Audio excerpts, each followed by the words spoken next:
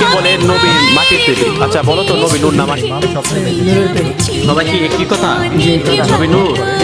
তো যদি নবী নূরের তৈরি হয়ে থাকে তাহলে তুমি কুরআন হাদিস থেকে দলিল দিতে পারবে? আচ্ছা বলে তো, নবী যে নূরের তার দলিল কি? কুরআন শরীফে সূরা আল মাইদা 15 নম্বর আয়াতে কদ জাআকুম মিনাল্লাহি নূর। কুরআন শরীফে সূরা মাইদাতে রয়েছে 15 নম্বর আয়াতে কদ জাআকুম মিনাল্লাহি নূর, অর্থাৎ নবী নূরের তৈরি। সকলে বলে আলহামদুলিল্লাহ। যারা ভিডিওটি দেখতেছেন আপনাদেরকে অনুরোধ করব ভিডিওটি একটু লাইক কমেন্ট শেয়ার করে সকল মানুষের কাছে পৌঁছে দিবেন। আচ্ছা, দ্বিতীয় নাম্বার আরেকটি প্রশ্ন আমরা তাদের কাছে জানতে চাচ্ছি। অনেক সময় আমরা আহলে সুন্নাত ওয়াল জামাতের অনেক মানুষ আছি, নবীর নাম শোনার পরে সাল্লাল্লাহু তাআলা আলাইহি সাল্লাম বলে চোখের মধ্যে এভাবে চুমো খাই। এই ব্যাপারে এটা কি জায়েজ না না জায়েজ? জি জায়েজ। শিওর? শিওর জায়েজ। জায়েজ। আচ্ছা, যদি জায়েজ হয়ে থাকে তাহলে উত্তর দিতে পারলে তোমাদের জন্য পুরস্কারের ব্যবস্থা করা আছে। আচ্ছা বলো তো, নবীজির নাম শোনার পরে চোখে চুমু দিলে এটা কুরআন অথবা হাদিসে আছে কিনা একটু বলো। জি হাদিস শরীফে আছে। আচ্ছা বলো তো দলিল। আল্লামা মোল্লা আলী কারি আসরারুল মারফু পৃষ্ঠা নং 312 আর হাদিস শরীফের নাম্বার হলো 453। আলহামদুলিল্লাহ। আপনারা দলিল, সে কিন্তু দলিল দিয়েছে। বাংলাদেশের এখন মানুষ দলিলের কারণে সবাই শুধু চায় দলিল।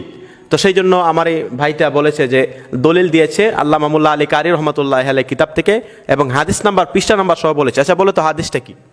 হাদিসটা যে হযরত আবু বকর রাদিয়াল্লাহু তাআলা থেকে বর্ণিত, যে আজানের ধ্বনি যখন আবু বকর রাদিয়াল্লাহু তাআলা শুনলেন, আশহাদু আন্না মুহাম্মাদুর রাসূলুল্লাহ সাল্লাল্লাহু আলাইহি সাল্লাম যখন শুনলেন, তারপর উনি সাল্লাল্লাহু আলাইহি সাল্লাম বলে বৃদ্ধাঙ্গুলের চুমুকে চোখে লাগালেন। আচ্ছা, তারপর হুজুর পাক সাল্লাল্লাহু আলাইহি সাল্লাম দূর থেকে দেখে বললেন যে আর কোনো ব্যক্তি যদি আমার এই বন্ধুর মতো এই আমল করে তার জন্য জান্নাত ওয়াজিব হয়ে যাবে বা বৈধ হয়ে যাবে আর কি। আলহামদুলিল্লাহ। সকলে বলে আলহামদুলিল্লাহ। আলহামদুলিল্লাহ।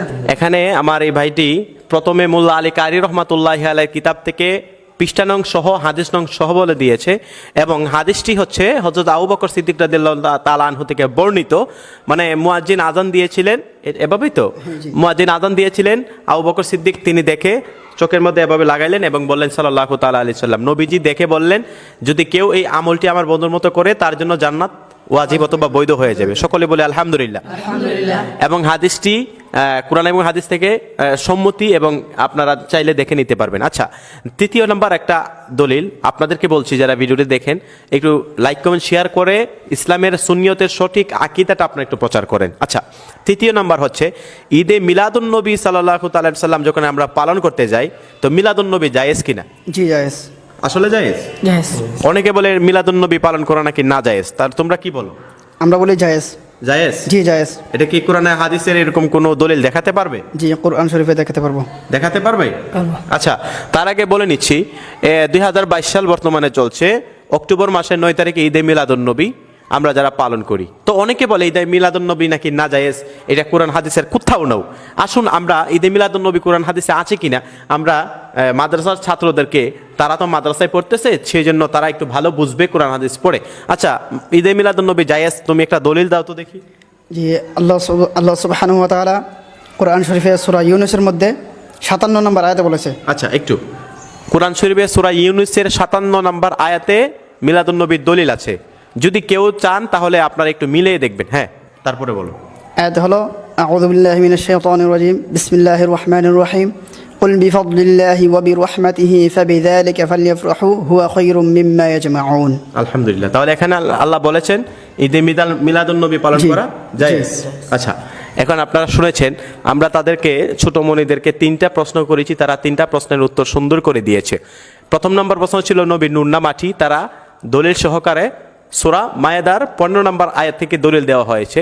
দ্বিতীয় নাম্বার হচ্ছে নবীর নাম শোনার পরে চুমু দেওয়া যাবে কিনা, চোখে মাসে করা যাবে কিনা, সেই ব্যাপারে মোল্লা আলী কারি রহমাতুল্লাহ আলাইহির কিতাব থেকে এবং 553 নম্বর হাদিস 453 নম্বর হাদিস থেকে দলিল দেওয়া হয়েছে হাদিস নাম্বার।